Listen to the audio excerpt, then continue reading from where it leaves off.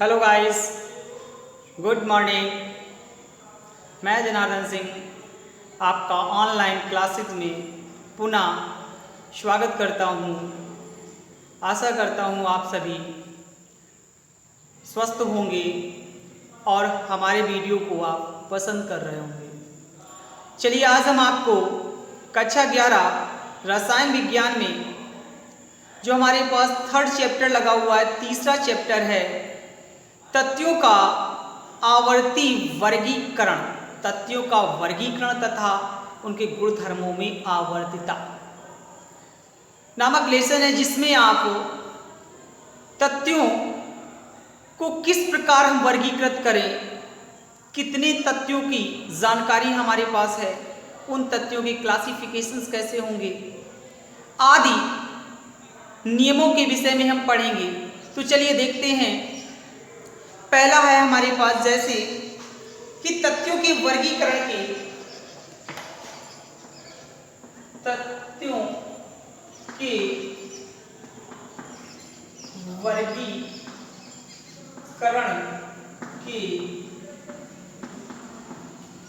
प्रयास। तथ्यों के वर्गीकरण के अनुसार कितने प्रयास हुए, किसने किसने वर्गीकृत किया। तो सर्वप्रथम 1800 ईस्वी तक, सर्वप्रथम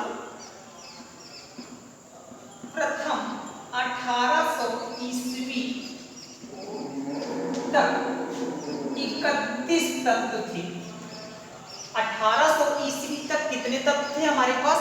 31 तत्व थे। फिर 1865 तक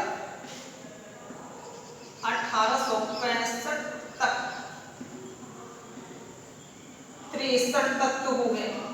जो आज के युग में देखा जाए, आज कितने तत्व हैं हमारे पास? 118 तत्व हैं। मतलब समझिएगा, जब तथ्यों का वर्गीकरण भी नहीं हुआ था तब एक क्वेश्चन बनता है कि प्रारंभ में तथ्यों की खोज कितनी थी। तो हमारे पास वैज्ञान के रसायन विज्ञान के अनुसार सर्वप्रथम 1800 ईस्वी तक केवल 31 तत्व थे। कितने तत्व थे? केवल आपके पास 31 तत्व। लेकिन जैसे जैसे सन हमारा बढ़ता गया, जैसे जैसे हमारा समय बीतता गया, सन 1865 तक हमारे पास 63 तत्व हो गए। फिर हम आज के युग में देखे जाकर के तो हमारे पास 118 तत्व उपस्थित हैं। तो चलते हैं, सर्वप्रथम इन तथ्यों का वर्गीकरण किसने किया, किस वैज्ञानिक ने किया? तो उनके अनुसार हम समझ लेते हैं। नंबर 1, वर्जीनियस के अनुसार।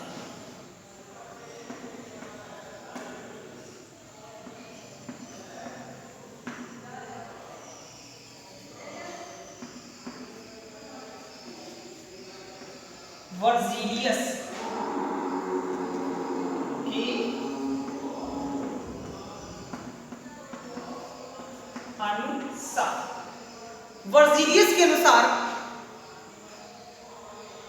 तथ्यों को कैसे वर्गीकृत किया गया? तो चलिए देखते हैं। वर्जीनियस के अनुसार तथ्यों को उनके गुणों के आधार पर धातु और अधातु में वर्गीकृत किया गया।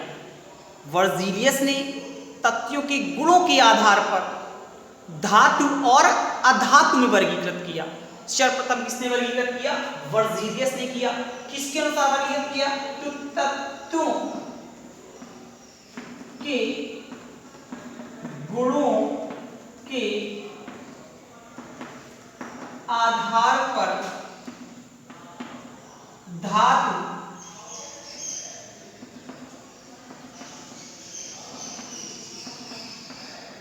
अधातु में वर्गीकरण किया। किस पर वर्गीकृत किया? तो तथ्यों के धातु और अधातु में वर्गीकृत किया। अब हम चलते हैं कि जैसे हम इसे समझें कैसे। तो चलिए हम लिख के से समझ लेते हैं। हाँ, तो हमने आपको बताया था वर्जीनियस के अनुसार तथ्यों को वर्गीकरण कैसे किया गया? तो तथ्यों के गुणों के आधार पर उन्हें धातु और अधातु के रूप में वर्गीकृत किया गया। लेकिन जैसे जैसे समय बीतता गया और तत्वों की खोज हो गई, तो कई ऐसे भी तत्व थे जिसमें धातु और अधातु दोनों प्रकार के गुण पाए जाते थे, जिसमें धातु और अधातु दोनों प्रकार के गुण पाए जाते थे। तो ये तो आपका असत्य हो गया वर्गीकरण। और भी इसमें कई त्रुटियां थी, तो चलिए उन त्रुटियों को भी देख लेते हैं। कि मरकरी धातु होती थी, मरकरी धातु है, लेकिन ये किस रूप में पाई जाती है? द्रव के रूप में पाई जाती है। मरकरी धातु होकर के किस रूप में पाई जाती है? तो ये द्रव के रूप में पाई जाती है। लिथियम व सोडियम, लिथियम व सोडियम दोनों धातु हैं, लेकिन कैसी धातुएं हैं? ये हल्की धातुएं होती हैं। हाइड्रोजन व कार्बन दोनों अधातु हैं, हाइड्रोजन व कार्बन दोनों अधातु हैं, लेकिन दोनों ही धातुओं के समान सुचालक होती हैं। कैसी होती हैं? सुचालक होती है। तो कई त्रुटियां से मिलना प्रारंभ हो गई। अब हम चलते हैं अगले राइटर के अनुसार, जिन्होंने और भी अपनी परिकल्पनाएं प्रस्तुत की और भी तरीके से उसे वर्गीकृत किया। तो चलिए देख लेते हैं। जैसे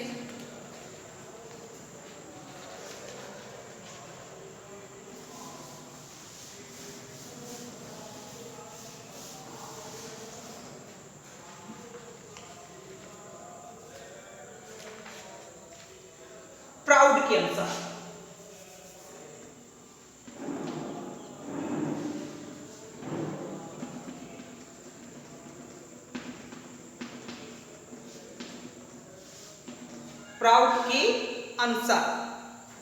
वैज्ञानिक प्राउड ने सन 1815 में अपनी परिकल्पना को प्रस्तुत करते हुए पाया कि हाइड्रोजन एक सर्वाधिक हल्का तत्व होता है। हाइड्रोजन एक सर्वाधिक हल्का तत्व होता है। मतलब समझिएगा कि प्राउड ने सन 1815 ईस्वी में यह पाया कि हाइड्रोजन एक सर्वाधिक हल्का तत्व होता है। तो इनके अनुसार वर्गीकृत कैसे हुआ? तो इन्होंने कहा कि सभी तत्व हाइड्रोजन से मिलकर बने होते हैं। सभी तत्व हाइड्रोजन परमाणु से मिलकर बने होते हैं। तो प्राउड के अनुसार क्या हुआ कि सभी तत्व हाइड्रोजन से मिलकर बने होते हैं। कि सभी तत्व हाइड्रोजन से मिलकर बने होते हैं। अब आ जाते हैं डोवे राइनर का त्रिक्ष, यानी डोवे राइनर के त्रिक नियम से, यानी डोवे राइनर का त्रिक नियम। डोवे राइनर ने भी एक नियम दिया वर्गीकरण संबंधित। डोवे राइनर ने पाया कि यदि तथ्यों को परमाणु भार के बढ़ते क्रम में रख दिया जाए तो प्रत्येक पहला और तीसरे का औसत भार बीच वाला तत्व होता है। तो ये तो बात का बात नियम है, लेकिन उन्होंने वर्गीकृत कैसे किया? ये तो नियम आपने जान लिया, लेकिन वर्गीकृत कैसे किया? तो डोवे राइनर ने पाया कि समस्त तत्व हाइड्रोजन परमाणु से मिलकर नहीं बनते हैं। समस्त तत्व हाइड्रोजन परमाणु से मिलकर नहीं बनते हैं। तो उन्होंने वर्गीकृत कैसे किया? तो इसे भी समझ लेते हैं।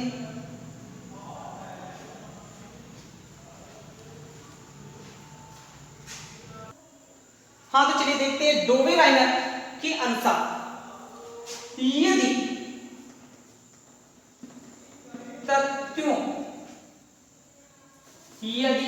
समान तत्वों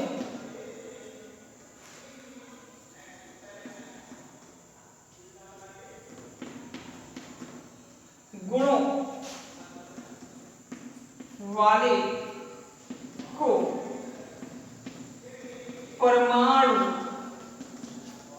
भार के बढ़ते क्रम में रखा जाए तो पहले और तीसरे तत्व का औसत भार बीच के तत्व का होता है।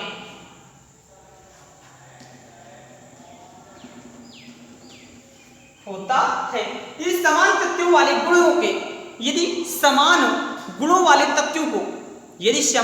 वाले तत्वों को परमाणु भार के बढ़ते क्रम में रख दिया जाए तो पहले और तीसरे तत्व का औसत भार बीच वाले तत्व का होता है। जैसे इसे भी समझ लेते हैं। जैसे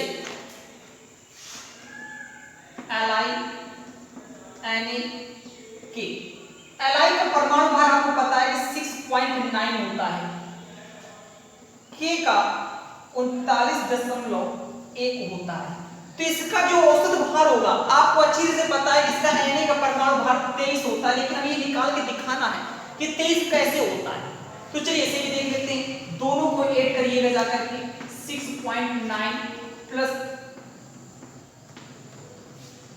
2 46/2 बराबर कितना ये आपके पास 23 आ गया LiNaK। लेकिन ये कुछ तत्वों पे तो ये नियम लागू होता है, लेकिन इसके बाद ये नियम भी असत्य हो जाता है। तो चलिए अगला नियम क्या था हमारे पास, तो उस नियम को भी जान लेते हैं।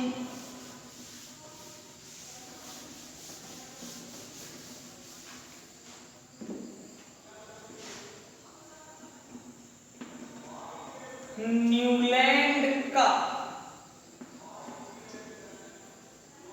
अष्टक नियम। न्यूलैंड का अष्टक नियम क्या कहता है? यदि तत्वों को परमाणु भार के बढ़ते क्रम में रख दिया जाए, यदि तत्वों को परमाणु भार के बढ़ते क्रम में रखा जाए तो प्रत्येक 8वां तत्व पहले के समान गुण प्रदर्शित करेगा। मतलब समझिएगा, यदि तत्वों को परमाणु भार के बढ़ते क्रम में रख दिया जाए, यदि तत्वों को परमाणु भार के बढ़ते क्रम में रख दिया जाए तो प्रत्येक 8वां तत्व पहले तत्व के समान गुण धर्म प्रदर्शित करता है। जैसे आपने स्वर सीखे होंगे, जब आप गाना गाते हैं तो आपके पास स्वर आ जाते हैं, जैसे सा रे गा मा पा धा नी। अगला जो भी आएगा वो क्या होगा? आपके पास सा होगा। देखिए नंबर 1 2 3 4 5 6 7 और जो 8वां आ रहा है वो 8वां और पहला है आपस में कैसा है? समान है। इसे क्या कहेंगे आप? न्यूलैंड का अष्टक नियम। अब आ जाते एग्जांपल के थ्रू देख लेते हैं। तो Li BE BC NO F। अब जो भी आएगा जाकर के वो किसके समान होगा? जाकर के पहले के समान गुणधर्म प्रदर्शित करेगा। ये भी नियम गलत हो गया। न्यूलैंड का अष्टक नियम आप सोच रहे होंगे जो नियम बने जा रहे हैं वो धीमे धीमे गलत क्यों होते जा रहे हैं? तो आप अच्छी तरीके से जानते हैं जो पहले नियम बनता है धीमे धीमे उसमें कुछ ना कुछ लोग कमियां निकालना प्रारंभ कर देते हैं, क्योंकि आगे हर आप अच्छी तरह से जानते हैं कि आज का मौसम कैसा है, कल का मौसम कैसा होगा, कि परिवर्तन एक इकाई होती है। उसी प्रकार ये नियम भी आपका असत्य हो गया। अब हम आपको अगले वीडियो में मेंडलीफ ने किस प्रकार तथ्यों का वर्गीकरण किया और किस प्रकार एक सारणी बनाई, उस सारणी के विषय में समझेंगे, उस सारणी के दोषों के विषय में जानेंगे। अब आप सोच रहे हैं दोष और गुण, हमने दोष फिर कह दिया क्योंकि आपको अच्छी से पता है कि जो चीज बनती धीमे धीमे उसमें कुछ ना कुछ जैसे परिवर्तन के अनुसार उसमें कुछ ना कुछ कमियां आ जाती हैं। आशा करते हैं आपको ये समझ में आ रहा होगा। यदि फिर भी ना समझ में आए तो आप कमेंट के थ्रू या कॉन्टैक्ट के थ्रू आप आंसर ले सकते हैं। धन्यवाद।